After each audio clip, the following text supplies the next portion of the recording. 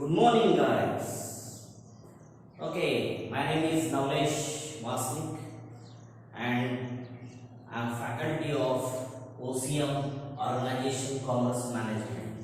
In previous part, we already discussed some topics in first chapter, that is introductions of commerce and business. In previous class, we already discussed about economic activity, non-economic activity. In economic activity, we already discussed about business, we already discussed about profession, we already discussed about employment. Now इस नए lecture में हम क्या देखने वाले हैं? In this new lectures, we are going to start new topic, that is business objectives. Business के क्या ऑब्जेक्टिव्स है? पहला क्वेश्चन जो ऑलरेडी बिजनेस के बारे में हुआ था, what is business? What is business? तो अपने ऑलरेडी डिफाइन किया था। दो साइंटिस्ट जो यहाँ पे है, जो प्रोफेसर है, उन्होंने वो डिफाइन करके बताया था।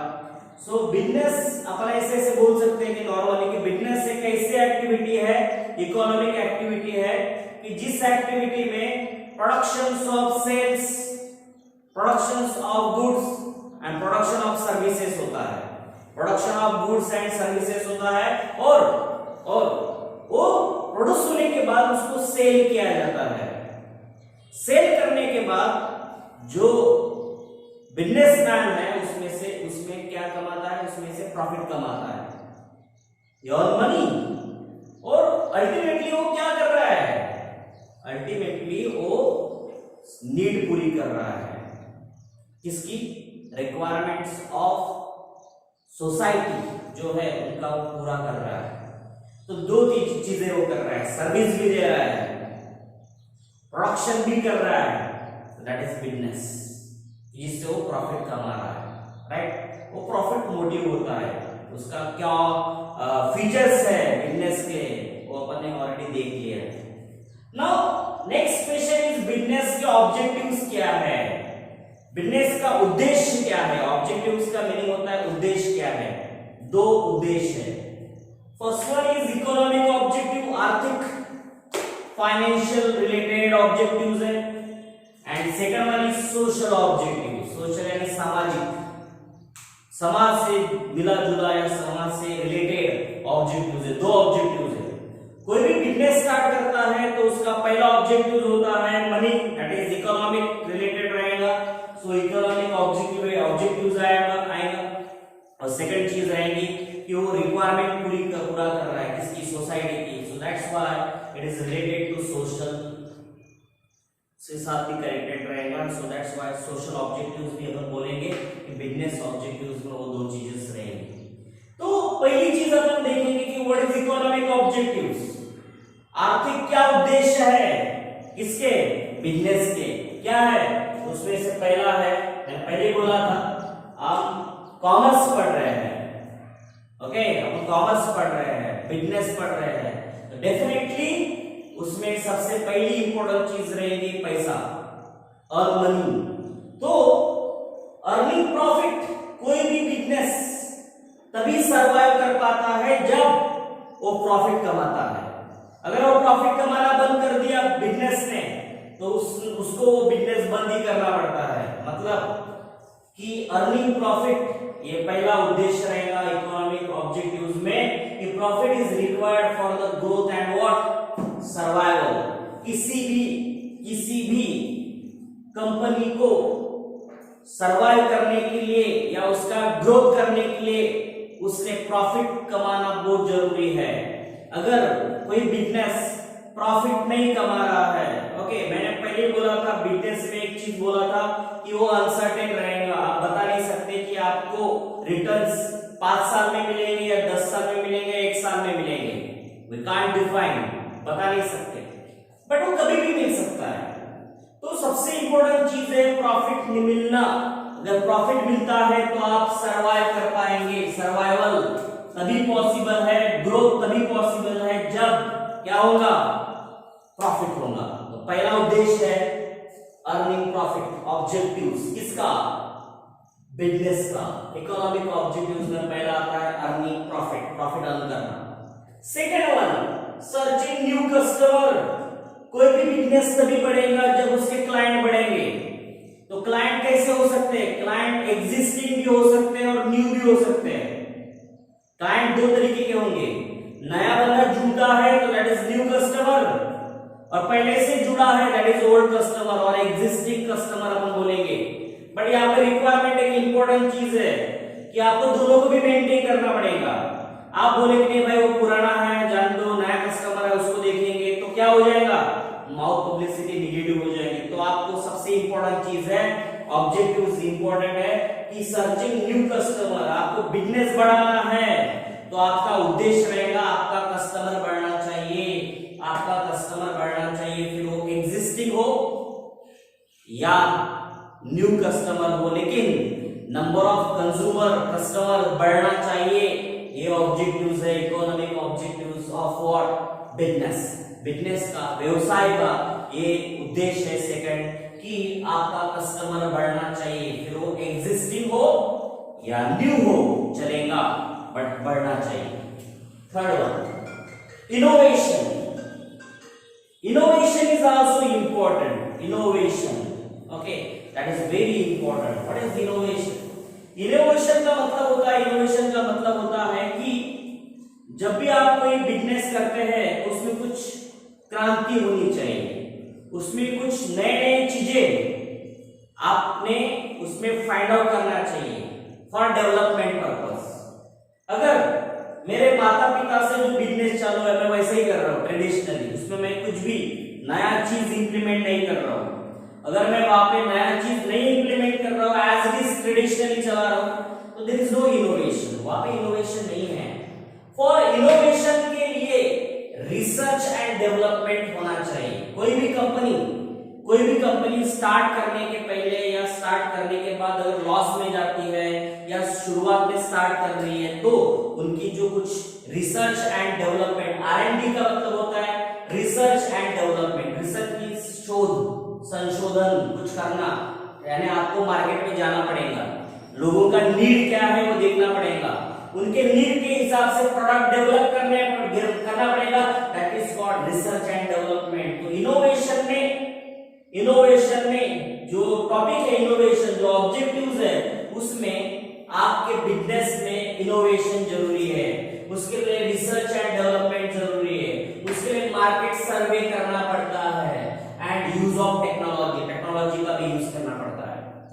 जैसे देखो अभी जो स्कूलिंग बिजनेस था, मैं बिजनेस नहीं बोला लेकिन एक स्कूलिंग था या कोचिंग इंस्टीट्यूट थे, पहले ट्रेडिशनली चलते थे, सब लोग आते थे क्लास में पढ़ाते थे चले जाते थे, बट नाउ सिनेरियो बदल गया है, टेक्नोलॉजी का यूज होना शुरू हो गया है, हमें वीडियो शूट करना पड़ रहा है, यूट्यूब पे डाउनलोड करना पड़ रहा है, आप अपलोड करना पड़ रहा है, आप वहां से डाउनलोड कर रहे देख रहे, that is called technology. But ये नीड है, बिजनेस का नीड है। अगर मैं ये नहीं करता हूं तो मुझे स्टॉप रहना पड़ेगा, लेकिन मुझे कुछ करना है, हमें कुछ करना है, तो आपके बिजनेस में इनोवेशन बहुत जरूरी है। तो सबसे पहली इंपॉर्टेंट चीज रिसर्च एंड डेवलपमेंट चाहिए। तुम्हारे जो भी बिजनेस है उसमें रिसर्च होना चाहिए, मार्केट सर्वे होना चाहिए कि लोगों का, कस्टमर का क्या फीडबैक है, okay, that is called market सर्वे करके आपको उनका फीडबैक पता चलता है, right. So everything that is use of technology, that is already included in innovation, वो इनोवेशन में आता है। And innovation is one of the objectives, okay, और उसको मैं इकोनॉमिक ऑब्जेक्टिव्स बोलूंगा। Next, best possible use of resources का मतलब होता है कि आपके अगल बगल में जितना भी आपके पास एक रिसोर्स है, यानी मतलब एक जो अपने को जरूरत है, जैसे petrol kind of resources, but उसका रिसोर्सेस जो भी ये रिसोर्सेस है वो लिमिटेड है। कोल पता होगा, कोल मींस कोळसा, राइट, लिमिटेड है, पेट्रोल लिमिटेड है, तो ये भी जो रिसोर्सेस है आर लिमिटेड, तो उसका मैक्सिमम लेवल पे यूज होना चाहिए। यानी मैं अगर कुछ चीज लेता हूं तो मैं उसका पूरा यूज करना चाहिए 100%। अगर मैं 100% उसका यूज नहीं कर रहा हूं, 100% नहीं यूज कर रहा हूं, वेस्टेज हो रहा है, तो अल्टीमेटली वो क्या किस पे इफेक्ट करेगा, आपके रिसोर्सेस के लिमिटेड जो अपने पास है उस पे असर करेगा। तो दैट्स व्हाई रिसोर्सेस का बेस्ट पॉसिबल यूज आना चाहिए and that is one of the economic objectives. वो इकोनॉमिक ऑब्जेक्टिव्स में आता है बिजनेस के, राइट। तो एक चीज समझ में आ गई आपकी कि बिजनेस का जो ऑब्जेक्टिव्स है उसमें पहला आता है अर्निंग प्रॉफिट, प्रॉफिट मोटिव है, मैंने पहले बोला था बिजनेस। सेकंड वन, आपने नए कस्टमर फाइंड करने चाहिए और एग्जिस्टिंग कस्टमर को मेंटेन भी करना चाहिए। इनोवेशन, आपके बिजनेस में इनोवेशन चाहिए, रिसर्च करना चाहिए आपने कि नहीं यार ये प्रोडक्ट बराबर नहीं है, उससे और बेहतर प्रोडक्ट क्यों ना बनाऊं। ओके, एक में साबन की कंपनी डाला तो साबन की कंपनी अगर मैं यूज वो कपड़े के लिए यूज हो रही है लेकिन उतना प्रोडक्ट उतना असरदार नहीं है, कपड़े उतने वॉश अच्छे तरीके से नहीं होते, तो उसको और एडवांस क्या करूं कि मेरा जो प्रोडक्ट है बेहतर बने। That is called innovation and best possible use of resources. Resources बहुत लिमिटेड है, उसका बेस्ट यूज होना चाहिए, उसका वेस्टेज नहीं होना चाहिए। That is one of the economic objectives of business. Now we are going to talk about what social objectives. Social objectives के बारे में जानेंगे। अपन अभी पहले देखा था इकोनॉमिक, पैसा, ओके, आर्थिक के बारे में। अब अपन देखेंगे सोसाइटी के बारे में। That is called social objectives. उसमें से पहला है सप्लाइंग क्वालिटी प्रोडक्ट्स। अगर मैंने कोई बिजनेस स्टार्ट किया है तो मेरा पहला जो ऑब्जेक्टिव्स रहेगा socially, that is related to social. Why? मुझे अच्छा क्वालिटी प्रोडक्ट सप्लाई करना पड़ेगा, ये मेरा क्या है, दायित्व है, मुझे वो करना ही पड़ेगा बिकॉज वो सोशल ऑब्जेक्टिव भी है बिजनेस का कि आपको क्वालिटी प्रोडक्ट्स डिलीवर करना पड़ेगा। अभी quality products means what? Quality products means combination of purity, आपका प्रोडक्ट प्योर रहना चाहिए, सेफ्टी, आपका प्रोडक्ट सेफ रहना चाहिए, ड्यूरेबिलिटी, आपका प्रोडक्ट लॉन्ग ड्यूरेशन तक चलना चाहिए, and last one is utility. Utility का मतलब होता है कि आपका उसका मैक्सिमम तरीके से उसका यूटिलाइजेशन हो पाए, ऐसा प्रोडक्ट कंपनी ने बनाना चाहिए। कोई भी अगर बिजनेस कर रहा है तो उसका प्रोडक्ट प्योर रहना चाहिए, उसमें क्या बोलते हैं, मिलावट नहीं होना चाहिए, सेफ्टी रहना चाहिए और लेकिन रिएक्शन नहीं होना चाहिए, सेफ्टी भी रहना चाहिए, ड्यूरेबिलिटी लॉन्ग ड्यूरेशन तक टिकना चाहिए, बाकी यूटिलिटी उसका मैक्सिमम यूटिलाइजेशन होना चाहिए। ये है one of the social objectives, that is supplying and quality product. Supplying quality product, quality product को सप्लाई करो। क्वालिटी प्रोडक्ट मतलब क्या, मैंने पहले बताया था, क्वालिटी प्रोडक्ट मतलब वो प्योरिटी में, सेफ्टी में, ड्यूरेबिलिटी में और यूटिलिटी में पूरा उनका पूरा उतरे, 100% उतरे। That is called supplying quality product, पहला वाला objective social. Now second, avoiding what unfair trade practices. Generally, बहुत जगह पे आपने देखा होगा कि वो ब्लैक मार्केटिंग करते हैं। ब्लैक मार्केटिंग यानी प्रोडक्ट रहता है दूसरे कंपनी का, उस पे बड़े ब्रांड वाली कंपनी है, उसका वाला स्टिकर चिपका देते हैं और फिर उसको बोलते हो प्रोडक्ट बेच देते हैं, कहते हैं ये आदिदास का ही प्रोडक्ट है, ये नाइकी का ही बूट है, लेकिन वो नहीं रहता है, वो रहता है लोकल कंपनी का, उस पर टैग लगा देते हैं। That's called black marketing. ये नहीं होना चाहिए बिजनेस में। मिसलीडिंग एडवर्टाइजमेंट, आपने देखा होगा कि आप 1 रुपए में एक चीज बुक कर लो ऐसे बोलते हैं और बाद में आप वहां पे जाते हैं तो बोलते हैं कि कंडीशन अप्लाई है। यानी एडवर्टाइजमेंट में बताया था कि 1 रुपीज में बुक करो तो गाड़ी लेके जाओ और वहां पे जाने के बाद बोलते भाई ये डॉक्यूमेंट्स है क्या, वो डॉक्यूमेंट्स है क्या, आपने ये फुलफिल किया है क्या, वो फुलफिल किया है क्या, अब बाद में कंडीशन अप्लाई लिखा रहता है वहां पे।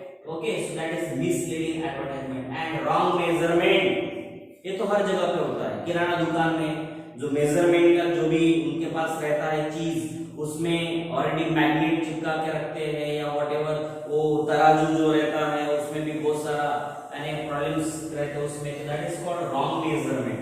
अगर ये सब चीजें आप करते हैं तो आप सोसाइटी के साथ खेल रहे हो, तो वो नहीं होना चाहिए, तो अवॉइड करो उसको।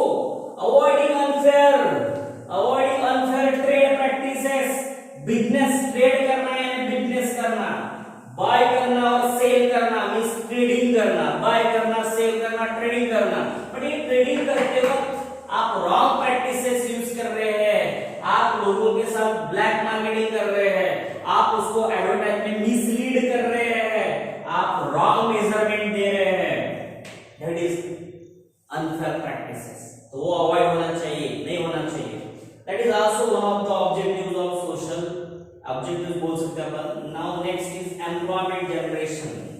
कोई भी बिजनेस जब खड़ा होता है तो बिजनेस या कंपनी कुछ भी स्टार्ट हुई है तो उस बिजनेस करने के टाइम पे उसको स्किल लेबर की जरूरत पड़ती है, कुछ अनस्किल्ड लेबर की जरूरत पड़ती है। तो उन लोगों का उनके लिए जॉब डेवलप करना, एम्प्लॉयमेंट जनरेशन करना, create job for skill and unskilled person, उनके लिए जॉब क्रिएट करना, ये काम किसका है?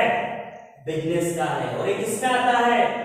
सोशल ऑब्जेक्टिव्स में आता है। यानी आप जॉब क्रिएट कर रहे हैं, आप स्किल लेबर को भी रिक्रूट कर रहे हैं, आप अनस्किल्ड लेबर को भी रिक्रूट कर रहे हैं, that is employment generation.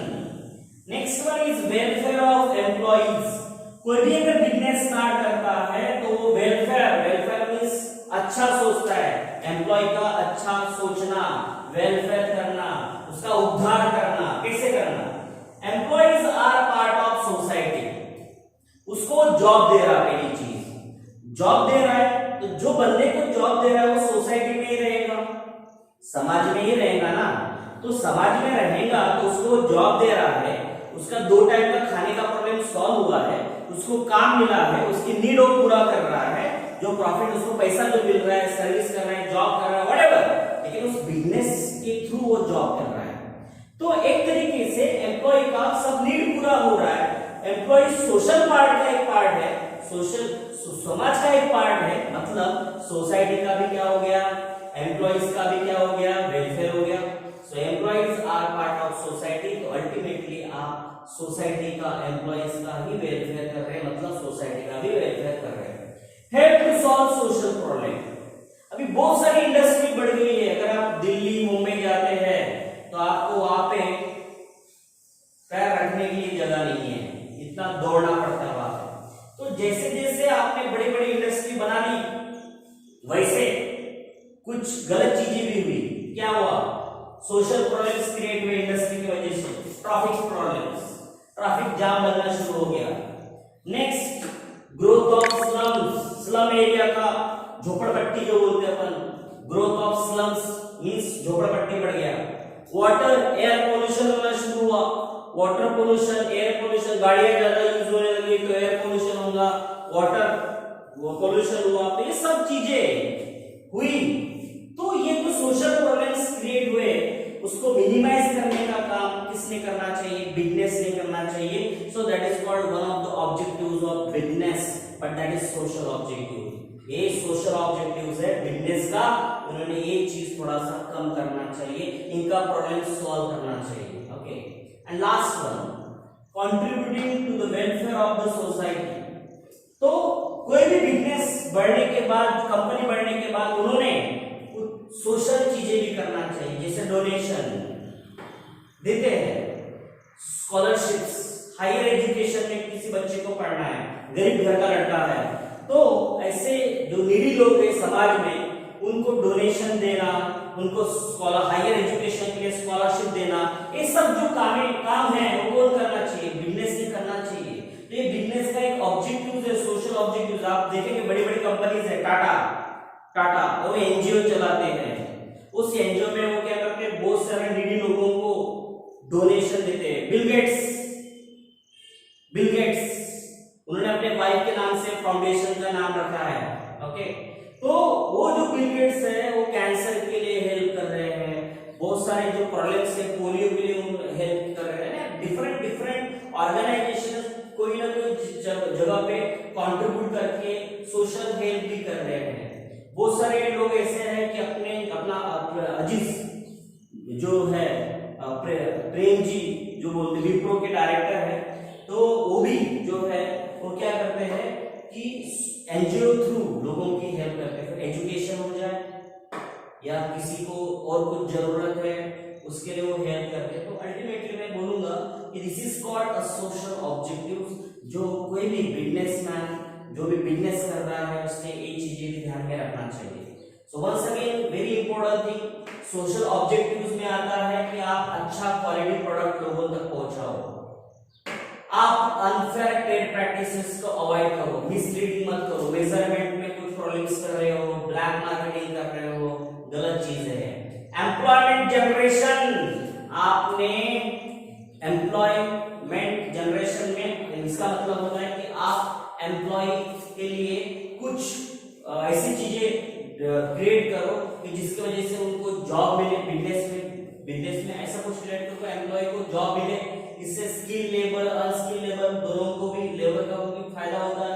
Welfare of employees, employees are the part of society, तो आप एम्प्लॉय का वेलफेयर कर रहे हैं मींस अल्टीमेटली आप सोसाइटी का भी वेलफेयर कर रहे हैं। एंड आप सोशल, जैसे इंडस्ट्रियलाइजेशन बढ़ता है तो सोशल प्रॉब्लम्स में क्या बढ़ता है, ट्रैफिक जाम होता है, वहां पे स्लम जनरेशन शुरू हो जाता है, झोपड़पट्टी बनना शुरू होता है, वाटर एयर पोल्यूशन होता है, तो इनको भी आप कम कर सकते हो। तो ये एक ऑब्जेक्टिव आपका रहना चाहिए। और लास्ट है कि contributing to the welfare of the society, बड़े बड़े कंपनीज ओके डोनेशंस करते हैं, स्कॉलरशिप बच्चों को देते हैं, इस तरीके से लोगों को हेल्प करते हैं, तो ये सब पार्ट यहाँ पे है। तो this are called economic objectives and social objectives of business के ऑब्जेक्टिव्स है, ये आज आपने देख लिया। आपको कुछ भी अगर प्रॉब्लम्स होता है ओके, मैं इसके जो नोट्स है वो भी आपके साथ शेयर करूंगा, और कुछ भी प्रॉब्लम्स होता है तो आप डायरेक्टली व्हाट्सएप पे आप मुझे मैसेज भेज सकते हैं, हम चाहेंगे कि वो आपका प्रॉब्लम रिजॉल्व हो, राइट। चलिए, थैंक यू वेरी मच।